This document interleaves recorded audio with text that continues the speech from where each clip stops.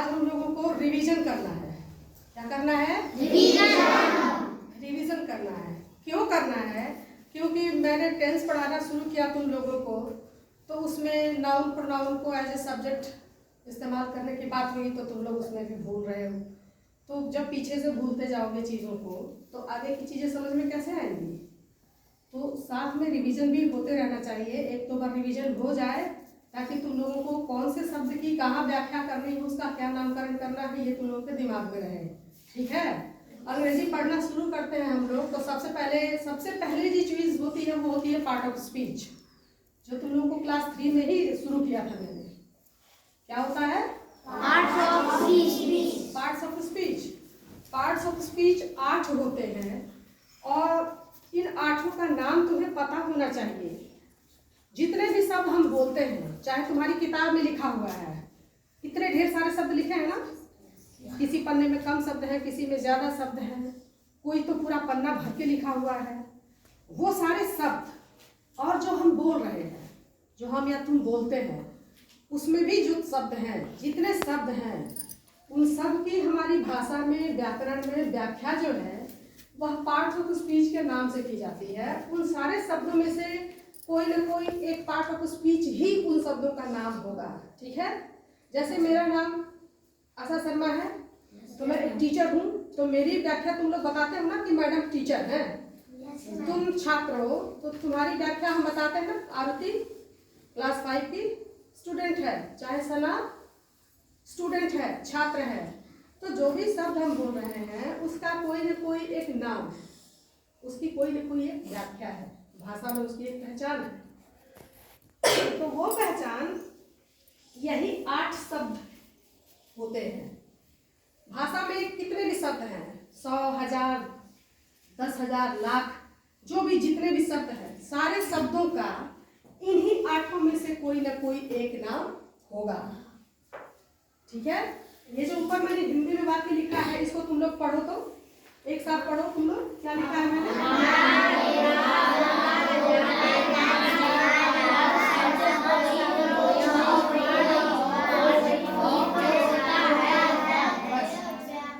हमारे द्वारा बोला जाने वाला हर शब्द कोई न कोई पार्ट ऑफ स्पीच होता है। स्पीच माने होता है हमारी बोली, स्पीच माने होता है हमारा वाक्य, जो हम बोल रहे हैं उसी को स्पीच कहते हैं। तो उसमें जितने भी शब्द हैं, उसमें हर शब्द का कोई न कोई नाम है, और वो नाम इन्हीं 8 में से कोई न कोई एक होगा। ठीक है? चलो आरती उठ के बताओ, ये अगला सेंटेंस जो मैंने लिखा है, इस वाक्य को यहाँ से यहाँ तक पढ़ो तुम। भाषा के व्याकरण में पार्ट स्पीच की संख्या 8 है, यानी कि प्रयोग शब्द प्रत्येक शब्द इन्हीं 8 पार्ट में से किया एक नाम से जाना जाएगा। प्रत्येक शब्द इन्हीं 8 पार्ट्स में से किसी न किसी एक नाम से जाना जाएगा।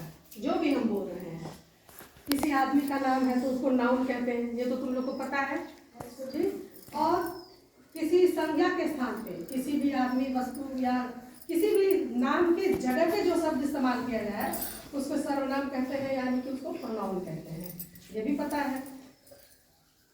उसके बाद जो शब्द किसी कार्य का होना बताए उसको हम क्रिया कहते हैं, ये भी पता है। एसवीओ पैटर्न समझाते हुए मैंने तुम लोगों को बताया था कि ये नाउन और प्रोनाउन, एस चाहे ओ, यानी कि सब्जेक्ट या ऑब्जेक्ट हो सकते हैं, नाउन और प्रोनाउन। उसके बाद जो उसमें तीसरा मुख्य शब्द होता है वो है क्रिया। क्रिया कहाँ होगी? हिंदी में वाक्य के अंत में रहती है, और अंग्रेजी में कर्ता के बगल में रहती है, यानी कि बीच में रहती है, कर्ता के पास ही।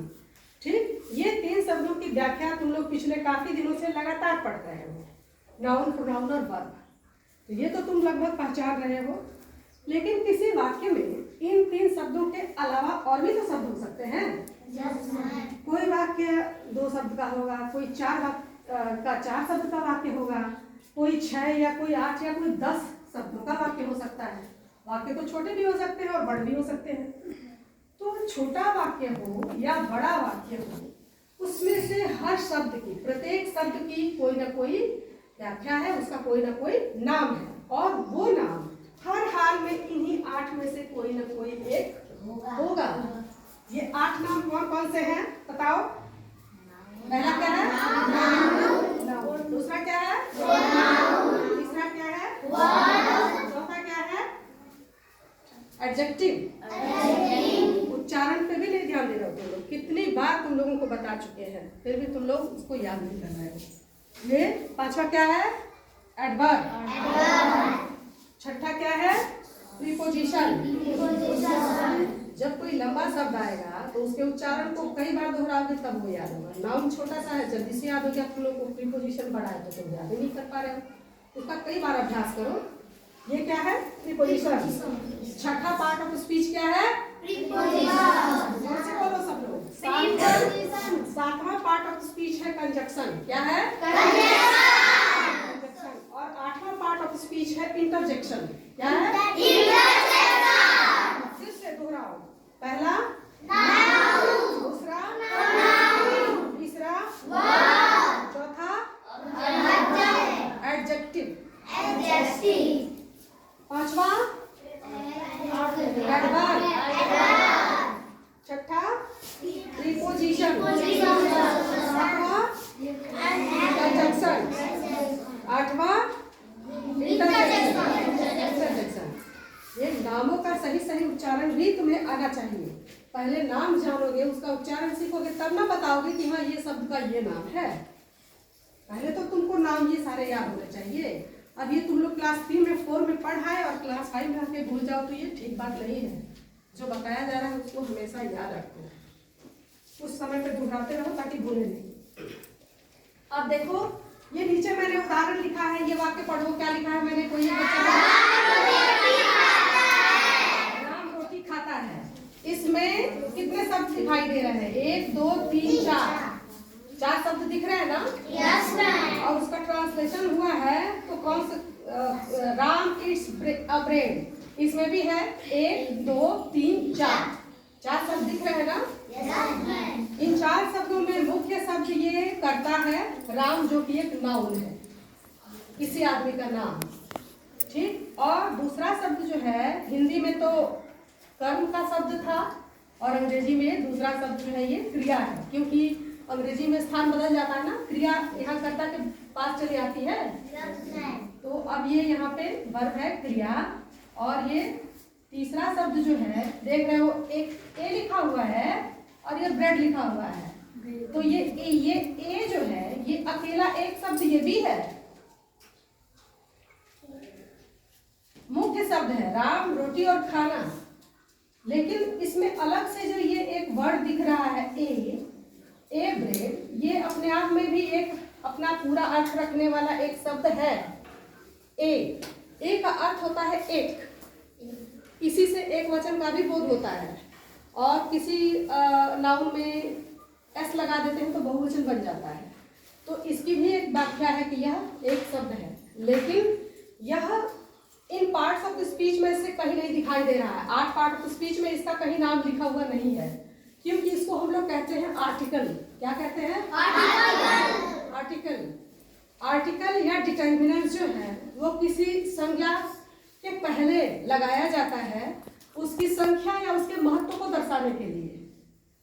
किस लिए लगाते हैं हम?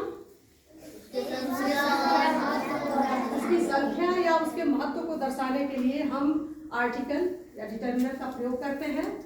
और यह इन पार्ट ऑफ स्पीच में इसलिए नहीं गिना जाता है क्योंकि यह अपने अस्तित्व में है तो सही, पर ये इन शब्दों की तरह उतना महत्वपूर्ण स्थान नहीं रखता है।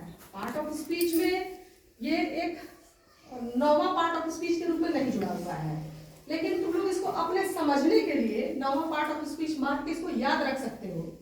मुख्य रूप से तुम्हें ये 8 नाम याद रखने हैं और ये 8 नाम पार्ट्स ऑफ स्पीच के नाम से जाने जाते हैं। और जितने भी शब्द आएंगे वो इन्हीं 8 में से कोई एक होंगे। लेकिन अगर बीच में कहीं ये आ जाता है, ऐसा एक ए आई, एन आई या दी आई, यही 3 शब्द हैं। कौन कौन से? ए, एन और बी। यही 3 शब्द हैं जिनको कि आर्टिकल या डिटरमिनर कहा जाता है। ये भी होते हैं लेकिन इनका उतना ज्यादा विस्तार नहीं है, इस वजह से इनको शायद पार्ट ऑफ स्पीच में इनका नाम ऐड नहीं किया गया है। और ये जो शब्द हैं नाउन, नाउन की संख्या तो करोड़ों में है ना, करोड़ों लोग हैं दुनिया में, करोड़ों सामान है, बहुत सारे पेड़ पौधे, जीव जंतु, जगह का नाम, बहुत सब कुछ, सारा तो नाउन होता है ना, इसकी तो संख्या करोड़ में है। प्रोनाउन की संख्या भी, प्रोनाउन का भेद पढ़ेंगे तो उसमें 9 भेद मिलते हैं, तो 9 के अंतर्गत और उनके उपभेद हो जाते हैं, फिर भी इनकी संख्या ज़्यादा है। ये सब में ज़्यादा है। वर्ब भी बहुत सारे हैं, बहुत सारे वर्ब हैं, एडजेक्टिव भी बहुत सारे हैं, एडवर्ब भी बहुत सारे हैं, प्रीपोजिशन की संख्या भी बहुत ज़्यादा है, कंजंक्शन भी ज़्यादा है, इंटरजेक्शन भी ज़्यादा है। लेकिन ये जो ए, एन और बी है, ये कुल मिला के गिन के 3 है ही है। कितने हैं? 3। ए, एन और बी, यही 3 शब्द हैं आर्टिकल या डिटरमिनर। उसके अलावा बाकी जो तुमको इसमें दिखाई दे रहा है 1, 2, 3 शब्द, संज्ञा, क्रिया और संज्ञा, नाउन, वर्ब और फिर से नाउन। अब ये नीचे एक बड़ा वाक्य लिखा हुआ है, पढ़ो तुम लोग इस वाक्य को। मैं तुम्हारे